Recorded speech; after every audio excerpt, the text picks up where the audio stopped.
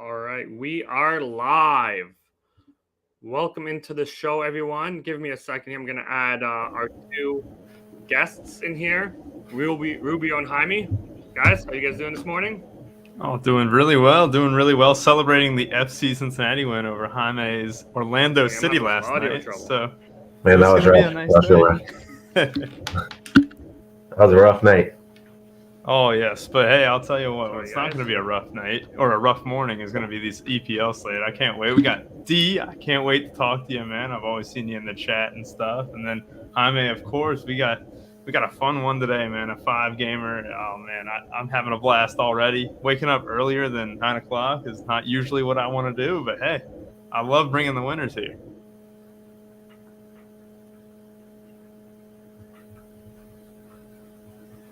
So I think we can go ahead and look at the 11s too while D here. Like you guys, 5 games here. We can start with Chelsea, once D gets ready here. I know his mic's having a little bit here.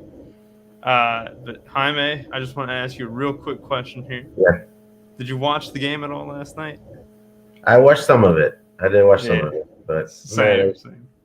It was disappointing. We always seem to struggle with that team, but yeah, the FC Cincinnati's first win against a Florida team in the state of Florida. They beat Toronto twice last year there, but Florida hasn't been good for them, man. I'll tell you that's for sure. But we got D right now, kind of stalling on time for him here. So you saying on spring break? If we could start looking at that Chelsea lineup, because the predicted lineup had Mount and CH in, and it's only Mount, so that CH is in as well. So all right, can you guys hear me? Yep. D, we can. All right, there we go. I can hear you guys. Sorry about that. Give me a second here. All right. There we go. Not sure what you guys said, but welcome into the show, everyone. This is Attack the Pitch. This is our first soccer Attack the Pitch podcast, EPL edition today. I'm assuming you guys introduced yourselves. Yep. Yes, sir. I am D. I'm going to be covering the bet side. JJ could not make it out tonight. These two will cover everything on the DFS side for us today. And let's get started, boys. Let's get into this Chelsea-Newcastle game. From a bet standpoint, I don't have much on this game. The line's not exactly where I want it to be, even though it's dropping right now towards Chelsea. Chelsea ranked top 5 in basically every single offensive and defensive category. Non-penalty expected goals, non-penalty goals, non-penalty goals against, non-penalty expected goals against. Newcastle hot off coming off 9 wins in their last 9 unbeaten in their last 9 English Premier League games under Eddie Howe. What do you guys got for the DFS side of things? I'll let you take this one, Jaime. Yeah, so in cash games you want to look at Mason Mount and Hakeem Ziyech. They'll be splitting sets. I believe last time they played together, they equally split sets, so they both are cash viable. Malang Sarr is, I believe, 3,600 playing an attacking role, so I think he's a really good cash play as well. And Havertz is just in really good form as well. So I just don't know how much Chelsea I want, because there's a lot of good spots here, and Chelsea could easily win this 1-0 or 2-0, and I just don't know how many pieces I want, but I know I want some exposure to them, and probably Mount and Sarr would be the first ones I would look at. Yeah, I like those looks, like especially Sarr. So we saw Saul start over, or for Marcos Alonso. Alonso, I think, had COVID and has been out the past few games, and Saul did a good job playing on the left. His midfield eligibility means he kind of went under-owned the last game. But now that Sarr kind of steps into that spot, I don't know how you can really avoid him at 3,600. I already have 2 decent defenders that I like, but if you're looking at strong defender value, along Sarr absolutely, should check that box. The biggest thing for me, even with Newcastle winning, we're putting on a winning spree here where they've had, 6 and 7 games. It's one of those things, I'm not sure how good they really are. I know Eddie Howe has them playing much better than they were in the beginning of the season, but this is a team that is still getting outpossessed, outshot, and I just don't – I'm lower on Chelsea than I really kind of expected to be coming into this, the past few games, and they burned me on it. I faded Chelsea and have paid the price the last two slates, despite stacking Villa 2 weeks ago, despite stacking Wolverhampton midweek. It's been a little bit frustrating because I don't want to continue to fade Chelsea and watch them continue to make me pay. But now that I'm looking at it here, if people are going to be kind of shy to play Chelsea, I still think this is a prime spot for them to put up 2 to 3, but that's what the odds indicate. Like Dee said, I mean, the odds are probably, with merit here, but Chelsea's like minus 250 most sites and everything. I would love for Chelsea to put up, a 2-goal win here. And I'm still trying to think if that's going to be different enough or if I can just fade, Timo Werner, Kai Havertz, Mason Mount. The fact that Ziyech is on the wing helps from a DFS side, because I'd rather have him at right wing back and fade rather than having him in like Timo Werner's role, because we look at it, I don't think he's going to be as big of a goal threat. He's still going to obviously be a goal threat, but it makes me more comfortable to kind of fade. And that Mount Ziyech split there is going to be a little bit more for me to stay away from. And like you said, there's other good spots here, but Malong Sarr and Kai Havertz, those are my two favorite on Chelsea here. Nice. I'm looking at this Newcastle midfield, and it's kind of weak today, missing a lot of players and a few on the bench. What do you think of guys like Conte, Jorginho? Do you think that they could, get the ball through these mids up to the forwards, or even get involved in goals themselves? I mean, I was looking at Jorginho, and I don't think he's had a PK since December. So we know that's coming at some point, and this has that kind of a feeling of like a Jorginho kind of PK kind of game. So I would be interested in Jorginho. I think he's 5'5". I don't think he's too much. But Conte would just be like a last man in for me. Yeah, I mean, I'm kind of similar here from the DFS side, but getting it through the midfield and keeping possession and stuff, I'm not worried. I think Chelsea probably has closer to a 65-35 split today in possession. And Conte has been getting a little bit forward. And Jorginho, you're playing for the penalty there. I mean, I think they're both viable. But, Jonjo Shelby being out for Newcastle is definitely going to make that midfield look a little bit different. And maybe that shape, they're going 5 in the back here. So Manquillo and Target on the wings, in the wingback roles. Yeah, I think this could be something that Chelsea kind of take it to Newcastle. I think I'm liking Newcastle more, or liking Chelsea more and more here against Newcastle. Yeah, like you said earlier, Newcastle hasn't really impressed me either, Rubio. Against the bottom 7 teams, I think they're unbeaten in 11 games in the league. From Brighton on to Brentford, Leeds, Everton, Burnley, Watford, Norwich. That record gets a little bit more murky once you get towards the top of the standings. Now, Eddie Howe has had a relatively easy schedule since he's come in. But I'm looking to get something on the bet side. If I were to give a lean, it would be a Chelsea and under 3.5 at about plus 110, plus 115. Chelsea did win a reverse fixture 3-0. Newcastle has allowed 25 goals in their last 10 matches versus top 8 sides, but only 18.3 on expected goals against. So there should be some positive regression there. And Chelsea, their stable back line. Mendy has the second best save percentage in the EPL. We'll get to keepers a little later in the show, but I'm sure Mendy's going to be one of the more popular ones. Knowing that Newcastle can put some shots, and there's not really too many goal threats on this Newcastle line. So, you get 2-3 saves out of him, maybe a clean sheet to win. Chelsea's looking better and better. So my betting lean would be Chelsea and the under 4.5 at minus 145. All right. Anything else to add on that game, gentlemen? I mean, for DFS sets whites for Newcastle, it's probably going to be Target and Bruno splitting. I just don't know how much possession they'll have, so I don't really want to go down that route. Any good value pricing? What's their pricing here at?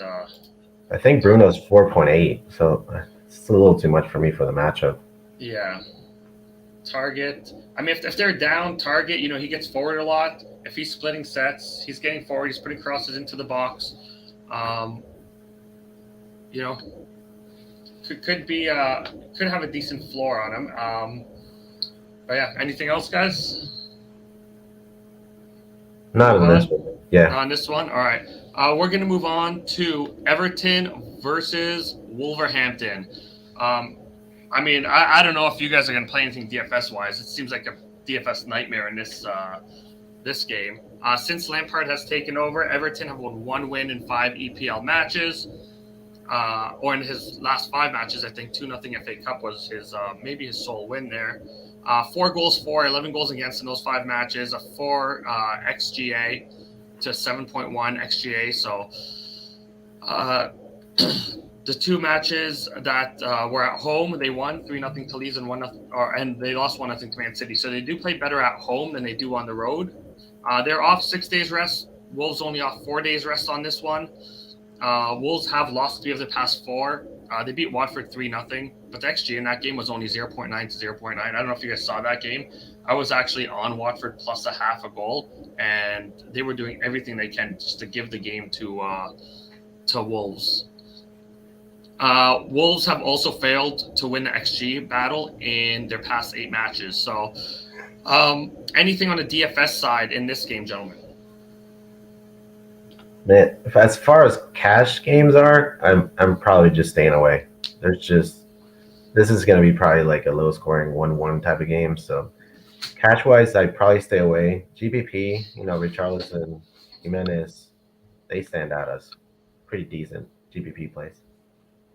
Not even God himself can save Everton from their own demise. I mean, this game sucks. I'll tell you one thing: Everton is going to match Wolves' formation, and it will be John Joe Kenny up on the wing and Mikalenko on the left. So you'll have John Joe Kenny on the right, Mikalenko on the left, and they'll be getting forward a little bit more. Kenny actually really impressed in the FA Cup, but then again, it was against third, second division side. I couldn't even tell you, but they managed to get a win there despite making it hard on themselves there. I liked Wolves coming into the Watford game. I don't like them here, but at the same time, you got Fernando Marcel on the left, and then maybe João Moutinho takes most of the sets.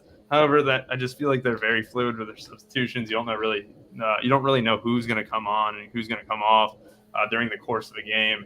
And it's just a game with a low total between an underwhelming Wolves side of late and a really terrible Everton side. It's not one that really checks the boxes for me, and we see both teams to score isn't even favored here on most sites. So it's a gross game. I'm with Jaime. I'd rather go with Southampton and Chelsea exposure, and even like West Ham and Leeds games should have big goals in them. So stay away from this one for me.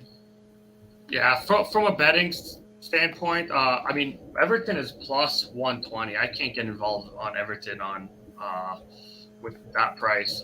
Wolves plus 240, maybe a slight lean to a Wolves draw no bet, but still don't like that. Wolves have allowed 17 non-penalty goals this season, but their non-penalty expected goals against is 36.1. That's the biggest difference in the Premier League. Whereas, Everton, they basically matched their goals to their expected goals. Their non-penalty expected goals against are 36, and they've allowed 41, so there's some positive regression going there. But across the board, I mean, even Wolves, I mean, they're eighth place in the league, and just their metrics are towards the bottom in so many, pressure success rate, goal creating actions, shot creating actions. Even crosses into the box, completed crosses. So, this is a stay away for me. I don't even have a lean on this game. So I guess we'll move on. Jaime, do you have anything else to add to this? As far as DFS wise, I'm just staying away from this one. Yeah, I'm the same on a betting standpoint. All right, we're going to move on to the next match. We got Leeds at home to Norwich. Leeds minus 154, minus 150, a couple minus 160s on the board. Norwich plus 400, plus 375, plus 410. So shop around for your odds. And the draw's up about plus 300. The total at 2.5, split 2.5, 3, 2.5. The overs minus 150. This is probably gonna be a pretty popular game.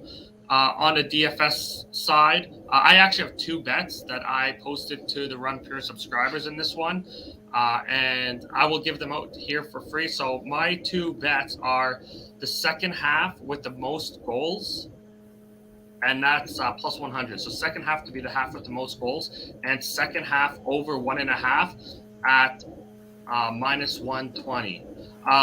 These matches have seen 52 second half goals as opposed to 41 in the first half. North matches have seen 47 second half goals as opposed to 31 in the first half. It's an important match here, relegation battle. It's a 6-pointer.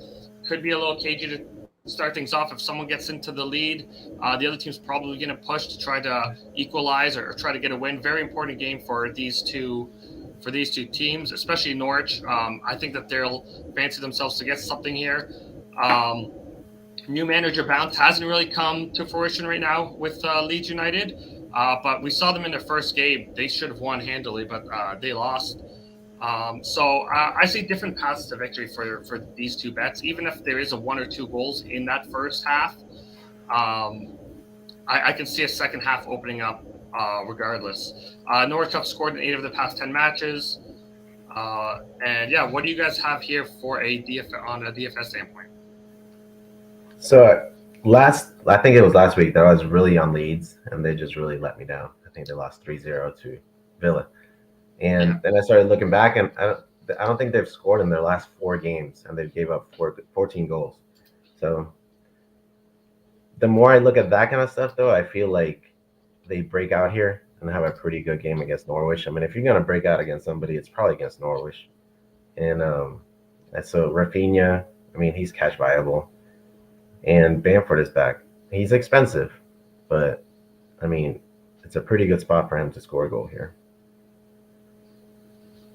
This is a team that, yeah, like you said, Jaime, last game was, that was terrible. And the thing was, in the first half, we had a lot of hope for them. I had Jack Harrison. I know Stuart Dallas was hyped up. We had Rafinha in there, too. That team had 0 shots in the first half. They controlled 52% of the possession, but that team just looked absolutely disjointed, looked very pragmatic. They just kind of passed it in the back and stuff. And I know you can't judge a game from the box score, but when you look at stats like that, especially from a DFS point of view, it's kind of worrisome. But it's not worrisome. Getting to go against Norwich. I mean, if there is ever a slump buster, I have to steal that from Holden. If there's ever a slump buster, it is definitely against Norwich at home. We get Bamford back into the starting 11. I don't know how much, if he's going to be given a full run out, but hey, 60 minutes of Bamford at extremely low ownership. I mean, I guess that could be worth a little bit of a look. Stuart Dallas, with Jack Harrison not in the 11, it could be a Rafinha and Stuart Dallas split. I know they've done that in the past. Stuart Dallas makes sense at the defender position here. Daniel James has been known to pop up goals, and now is starting out wide, maybe a little bit of more of a benefit to him for his floor. But I'm kind of worried about this game. We got Milo Rashica for Norwich here, who should get a monopoly of the sets because Billy Gilmore is not in the 11 here for Norwich. So Rashica would make a little bit of sense as well, getting all those set pieces under 7K. I think this game, like you said, I think it can open up, especially in that second half.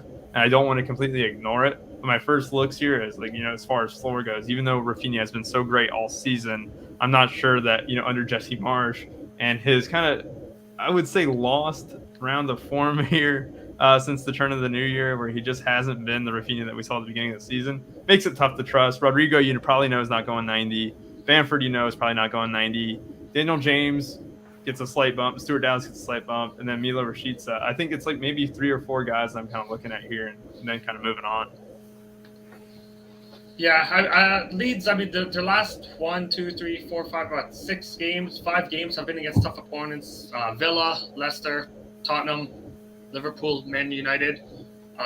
So, they did create, 1.5 or more in 3 of those 5 games, expected goals.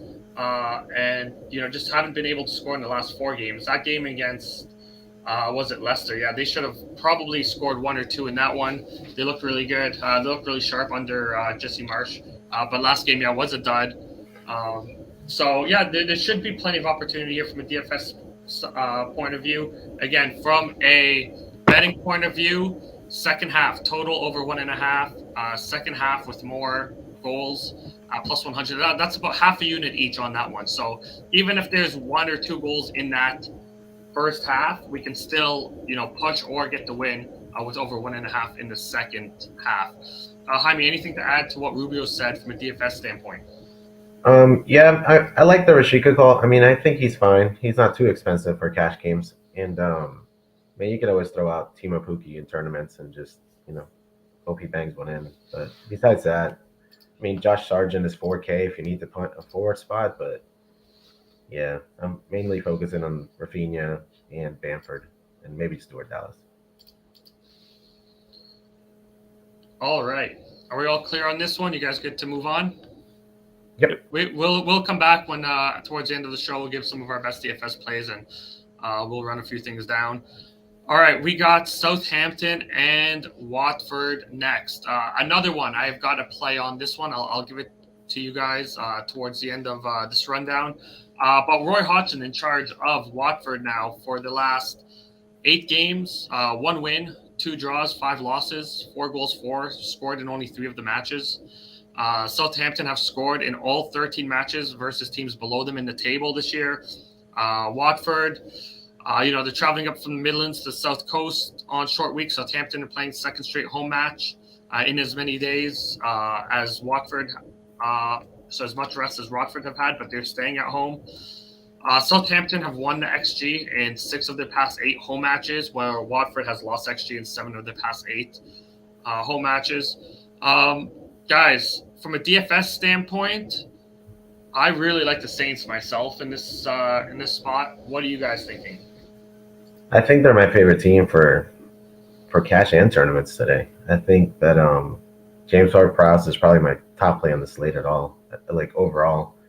And I really like Shea Adams as well. I think people will kind of not go there because Stuart Armstrong is up there too, and he's a lot cheaper. And then you have Will Smallbone. He's like 4.7, and he's forward eligible as well. So I think all those guys are good plays today. I think you can stack Southampton here as well in tournaments, and because Watford's just bad. I'm with you there. I mean, the thing was, Watford, I think they blow. It's just, end of there. And Southampton's my favorite team on the slate today too. I mean, like as you can tell, Shea Adams, Stuart Armstrong on FanDuel is $9. So, like you can literally open up the bank by playing him and get yourself, 5 great other players there, 6 great other players, including a goalkeeper. So like on FanDuel, he's a lock, and on DK, I mean, this guy's been playing 90 quite a bit. His floor has been, showcased rather really well over the last couple of months, and now he's getting the start up top here with Shea Adams. You can get a really nasty stack for under 14K combined. As far as James Ward-Prowse goes, 9.8 is quite a bit. His floor is great. I think Southampton is going to carry a lot of ownership today, and I think my way of getting different is to stack Southampton with a JWP fade. That's in tournaments. In cash games, you got to play the cash guy, JWP. He's got 14, 15 DK point floor, it feels. But as far as tournaments go, I mean, those 2 up top, you got Kyle Walker-Peters out there on the right.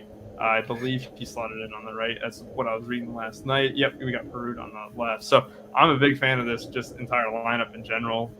Probably will have a little glance at Smallbone and Elianusi across my 6 to 7 builds. I haven't really decided yet, but I'll tell you, it should be a lot of fun. I'm all over Southampton here. I mean, Roy Hodgson's going to try a smash and grab here. Pressure success rate in this one's going to tell a lot. You got Southampton, top 4 team, on pressure success rate, and Watford, 20th, dead last, playing through pressure. So they're going to have to sit back, probably a lot of crosses coming in, and they're going to try to counter them on the attack. But yeah, so my play on this one bet I gave out yesterday was Wolves at -1 on the Asian handicap at +110.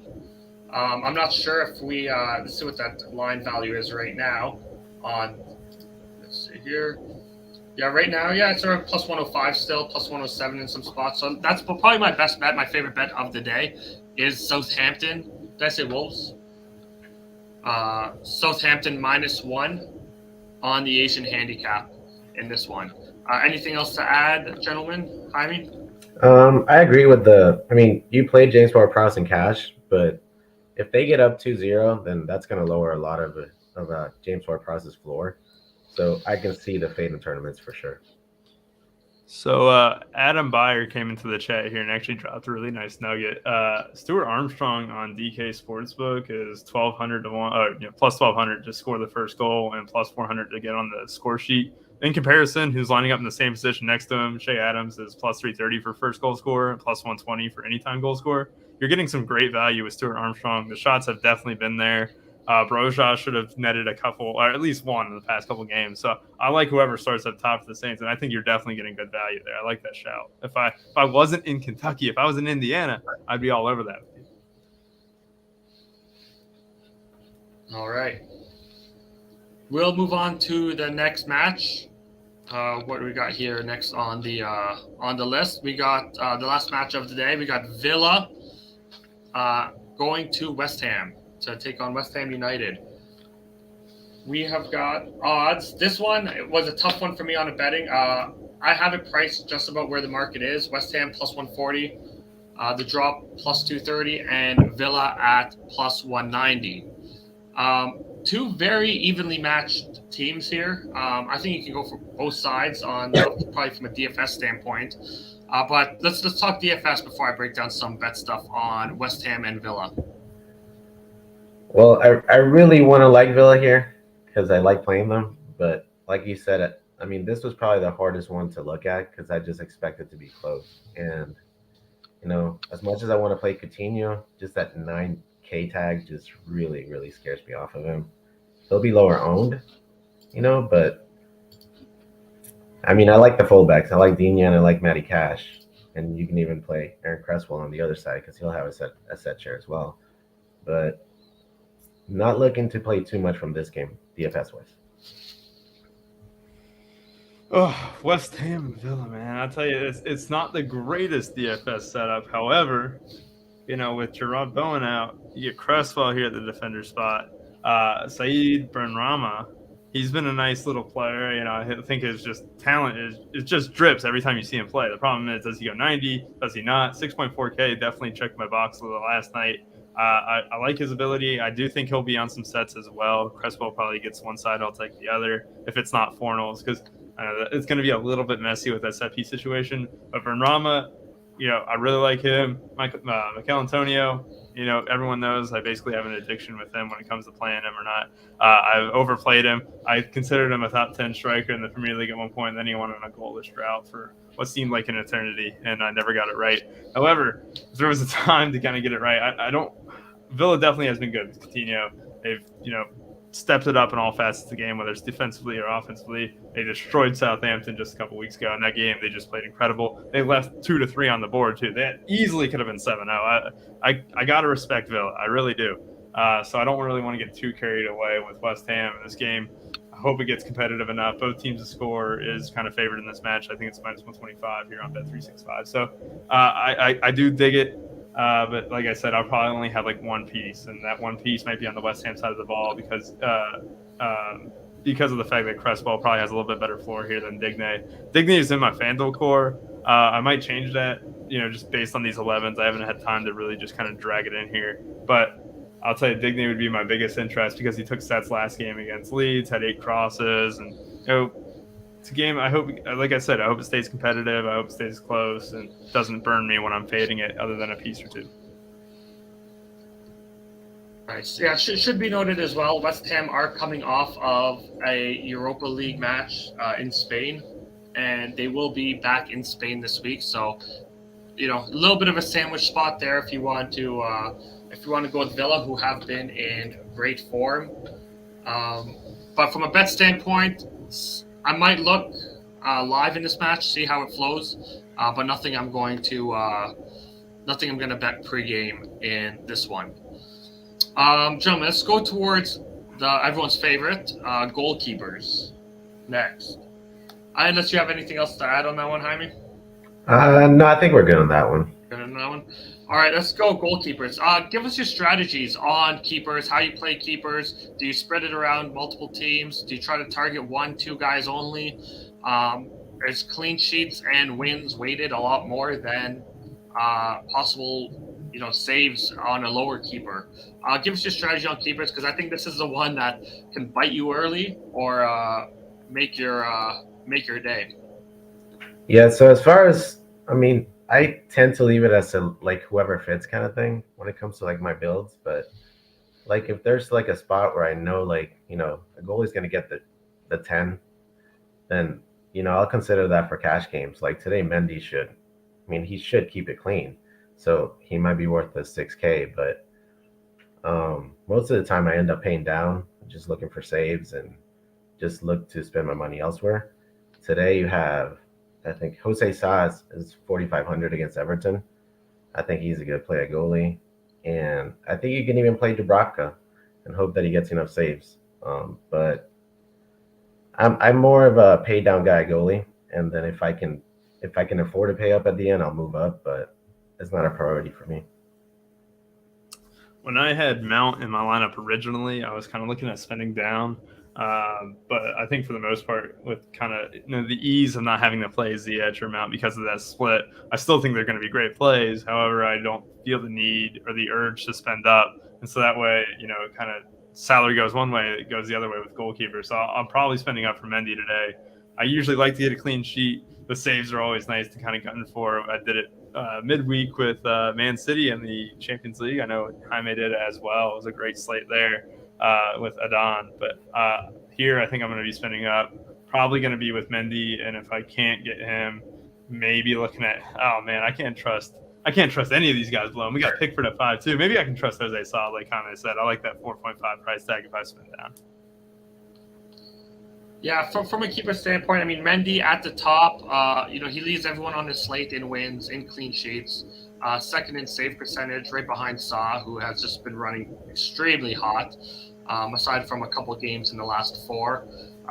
So Mendy's definitely probably the safest play to spend up for. Other keepers, I mean, it really looks like towards the bottom, it's a flip a coin. And, hope your guy makes 6-7 saves, even if he concedes 1 or 2. There should be some goals today. But, yeah, it's tough. Keepers today, I feel, is very tough. Dubravka, if you're going to go low, I would almost go all the way down to probably Dubravka. Because, Chelsea, again, they could get up 1-2-0 early. Take some shots. He gets some shots towards them, and Chelsea's not a team that goes forward too much if they get an early lead. So that could be probably one of the better pay down spots today. And his numbers aren't. They're pretty bad.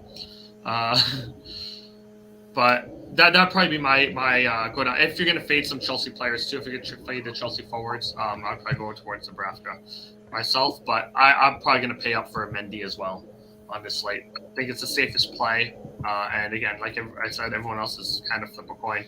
Anything else to add on keepers, gentlemen? No, not from my end. Yeah, same. All right. We're going to get down to the latter part of this show here. We're going to give you some best bets and favorite DFS plays. We're just going to kind of look over the whole slate, all the players here. Best bets wise, I'll start things off. Southampton -1 at +110. Asian handicap, so it's a 2-way line, not a 3-way line. That's probably my favorite bet of the day. And then followed by the 2 Leeds bets, over 1.5 in the second half, and second half to have more goals than the first half. Gentlemen, from a DFS standpoint, what's your favorite play of the day?